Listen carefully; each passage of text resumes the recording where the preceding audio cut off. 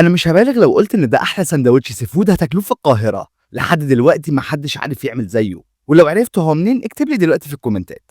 يمكن الغلطه الوحيده في السندوتش ده ان العيش ما استحملش اللي حصل فيه. من ساعه ما نزلت فيديو الشافعي دي كانت تعليقاتكم جرب الفيجا، وانا كنت وعدتكم ان ليها فيديو مخصوص.